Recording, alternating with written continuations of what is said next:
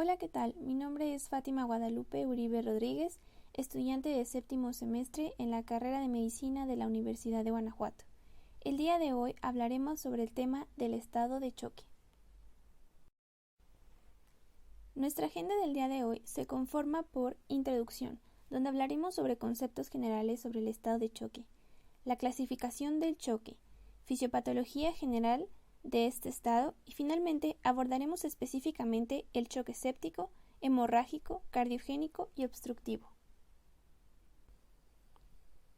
El estado de shock hace referencia a una condición la cual puede ocurrir por diversos mecanismos, como lo son una disminución en el suministro de oxígeno, un aumento de su consumo, una utilización no adecuada del mismo o bien una combinación de estos, lo que nos va a dar como resultado una falla en la homeostasis celular, induciendo al daño, debido a la producción y liberación de mediadores de inflamación como respuesta.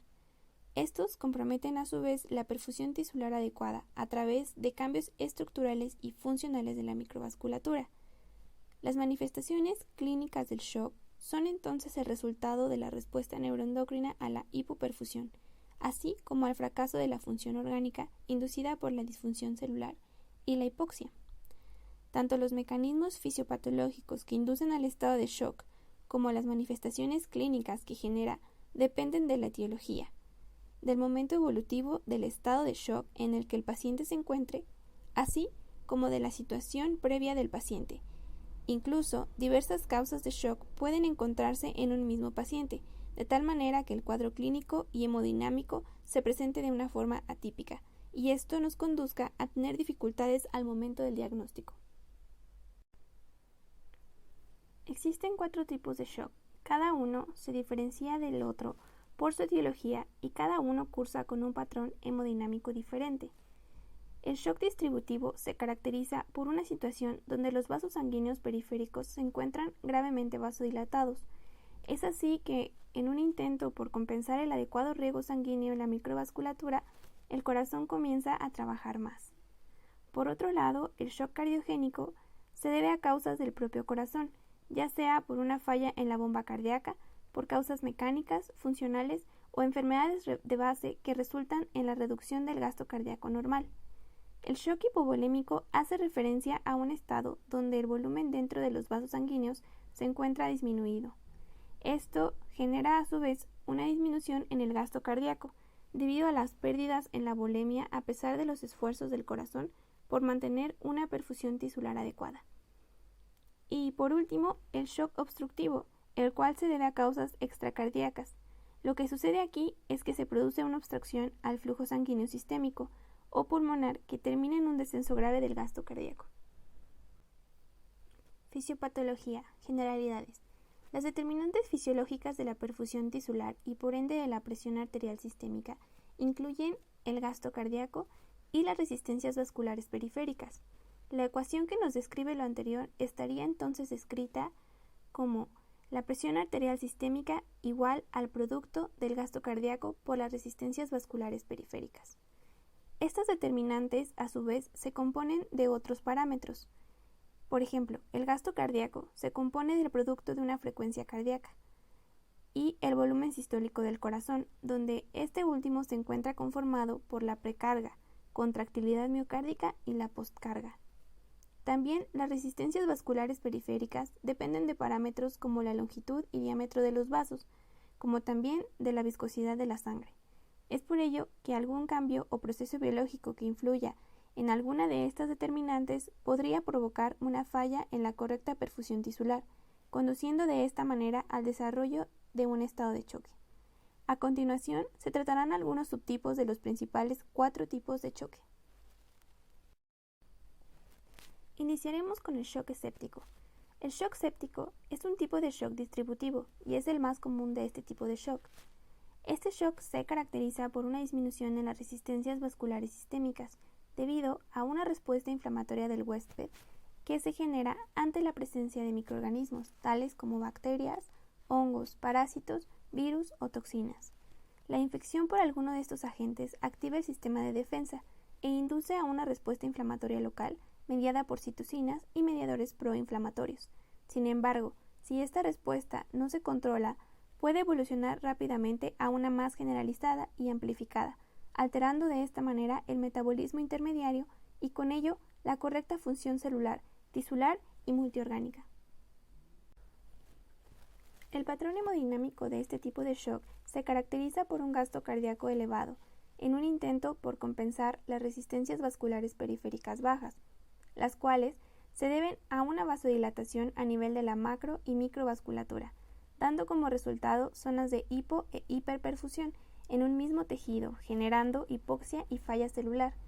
De igual manera, se observa un cambio en el retorno venoso, el cual se encontrará disminuido, disfunción miocárdica que progresará según el estado del paciente y finalmente una disminución en la postcarga. Los agentes causales dependen de la población estudiada. Por ejemplo, en los Estados Unidos, las bacterias gram positivas han sido las que se han identificado con mayor frecuencia. Después de estas se encuentran las bacterias gram negativas como segundos causantes y los hongos, que en los últimos años han aumentado considerablemente los casos.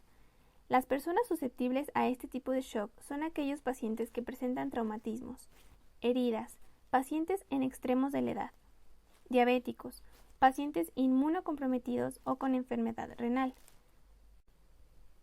Dentro del tratamiento, el reconocimiento de la sepsis severa y el shock séptico constituyen un factor esencial para lograr un manejo oportuno de estos cuadros.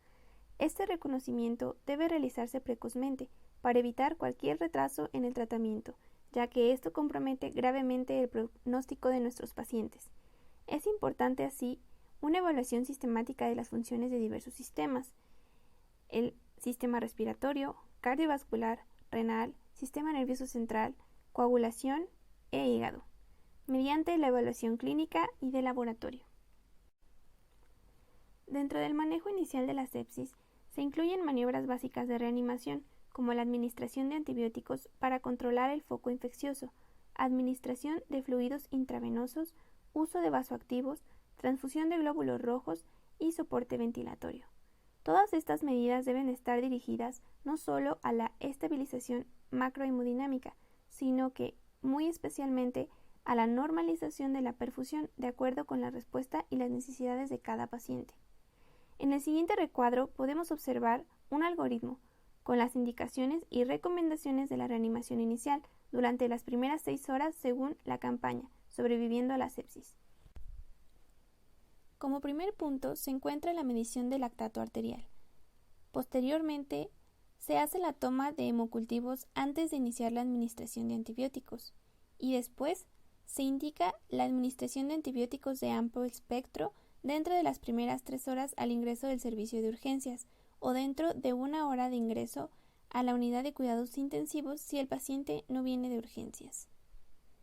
En presencia de hipotensión o lactato mayor a 4 milimol sobre litro, se recomienda administrar 2 litros de cristaloide o coloide equivalente, así como administrar noradrenalina cuando la hipotensión no responde a la reanimación inicial con fluidos, con la finalidad de mantener una presión arterial media entre 65 a 75 milímetros de mercurio. Por otro lado, si la hipotensión persiste a pesar de la resucitación con fluidos o el lactato arroja un valor mayor de 4 milimol sobre litro, se recomienda obtener una medición de la presión venosa central y asegurarse de llevar esta presión arriba de los 8 milímetros de mercurio, así como medir y llevar la saturación de oxígeno a un valor mayor o igual al 70%. Ahora hablaremos sobre el shock hemorrágico. El shock hemorrágico es el tipo de shock hipovolémico más común. Es uno de los tipos más frecuentes de shock y una de las principales causas de muerte en pacientes quirúrgicos y en pacientes de trauma. Es responsable del 80% de las muertes intraoperatorias y de la mitad de las muertes en el primer día de hospitalización después de un trauma, siendo este último la causa más común en pacientes entre 1 a 44 años de edad. El patrón hemodinámico que ocurre en estos casos se rige por un volumen intravascular reducido debido a una pérdida de sangre, lo que provoca a su vez una reducción en la precarga y el gasto cardíaco, aumentando las resistencias vasculares periféricas y por ende un incorrecto aporte de oxígeno a los tejidos. Las causas de este tipo de shock pueden ser consecuencia de la laceración de arterias o venas en heridas abiertas, de hemorragias secundarias a fracturas o de origen gastrointestinal, de hemotórax o de sangrados intraabdominales. En este tipo de shock hay además un gran trasvase de líquido intersticial hacia el espacio intravascular, que es importante corregir. El volumen sanguíneo estimado promedio de un adulto representa el 7% del peso corporal, lo que para un adulto de 70 kilogramos significa un total de 5 litros. Los signos clásicos de shock hemorrágico se hacen evidentes después de una pérdida sanguínea total de un 15 a un 20%, comenzando con una disminución en el gasto cardíaco, seguido por la disminución en la presión arterial media. El uso de sangre se hace necesario cuando el sangrado excede el 30% de la volemia. El diagnóstico de shock hemorrágico es clínico y suele ser evidente. En el siguiente cuadro podremos observar las medidas de manejo y estabilización de shock hemorrágico. Como número 1 tenemos la resucitación cardiopulmonar con la administración de oxígeno y una adecuada ventilación. Después, detener cualquier tipo de hemorragia externa. Obtener accesos venosos periféricos al menos 2, así como la obtención de laboratorios como grupo sanguíneo, química sanguínea, BH, tiempos de coagulación, fibrinógeno, perfil hepático dentro de los principales. Después, reanimación con fluidos intravenosos iniciando con cristaloides. Monitorización electrocardiográfica, saturación de oxígeno y administración de medicamentos. Calentamiento activo del paciente, así como proveer un acceso rápido a imagenología y búsqueda de detención quirúrgica del sangrado de ser necesario. Ahora vamos a hablar sobre el choque cardiogénico. Hemodinámicamente, el patrón del shock cardiogénico cursa con un gasto cardíaco bajo, una presión venosa central alta, así como resistencias vasculares periféricas elevadas. Las causas de shock cardiogénico ocurren por diferentes mecanismos. Las de tipo mecánico se deben principalmente a una insuficiencia en la válvula aórtica o mitral, así como por defectos valvulares debidos de la rotura del músculo papilar o cuerdas tendinosas, defectos septales y ventriculares, entre otras patologías. Dentro de las causas derivadas de alteraciones en el ritmo cardíaco se encuentran principalmente las taquiarritmias auriculares y ventriculares, así como las bradiarritmias. Y finalmente, aquellos mecanismos de origen miocárdico, como infartos de miocardio, depresión miocárdica derivada de procesos infecciosos o neurogénicos, así como la miocarditis. El manejo del shock cardiogénico se encuentra basado en disminuir la isquemia aguda, así como lograr restaurar la perfusión sistémica. Estos dos objetivos se obtienen mejorando el aporte de oxígeno al miocardio, aumentando el flujo coronario sanguíneo y la presión diastólica aórtica, disminución del trabajo cardíaco al disminuir los requerimientos de oxígeno y optimizar el gasto del corazón disminuyendo la vasoconstricción de los vasos sanguíneos periféricos. La estrategia de manejo se basa en 4 pasos a seguir. El primero, resucitación inicial con medidas de reanimación generales. Después, terapia farmacológica específica. Posteriormente, asistencia mecánica y finalmente las técnicas de revascularización. Todo lo anterior de acuerdo con las necesidades del paciente y la patología subyacente. Finalmente, hablaremos del shock obstructivo. El patrón hemodinámico de este tipo de shock se caracteriza por un gasto cardíaco disminuido, resistencias vasculares periféricas aumentadas debido a que se produce una obstrucción al flujo sanguíneo, ya sea de tipo sistémico o pulmonar, y por una pérdida en la complianza del corazón y sus estructuras colindantes al ser comprimidos. Este tipo de choque puede deberse a causas pulmonares, vasculares o mecánicas. Dentro de las primeras, la insuficiencia ventricular derecha debida a una embolia pulmonar es la más común, así como la hipertensión pulmonar severa. Ambas generan un fallo en el ventrículo derecho al tratar de vencer las resistencias vasculares pulmonares. Por otro lado, dentro de las causas mecánicas, encontramos al neumotórax a tensión como primera causa. Este tipo de shock se diagnostica con la clínica mediante una disminución de los sonidos respiratorios unilaterales, así como una hiperresonancia unilateral y desviación traqueal, donde parte de su tratamiento es dirigido con una descompresión inmediata con aguja. Otras causas como el taponamiento cardíaco, la pericarditis constrictiva, pueden generar también este tipo de shock. El tratamiento general de este tipo de shock se basa en estos casos la evaluación correcta del paciente, así como el empleo del tratamiento siempre estará dirigido a la patología subyacente. Como medidas de rescate inicial se emplea la administración de oxígeno a través de dispositivos de alto flujo, administración de fluidos intravenosos con soluciones cristaloides, así como la evaluación del estado clínico del paciente luego de cada infusión.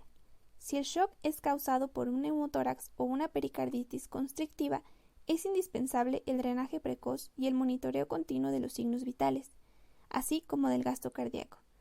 En el caso del embolismo pulmonar, realizar tratamiento fibrinolítico y anticoagulante, y si el tipo de shock es de tipo ocupativo, como en el caso de un tumor cardíaco, trombo intracardíaco, tamponamiento cardíaco provocado por disección de aorta o por perforación de la pared cardíaca, el tratamiento es quirúrgico.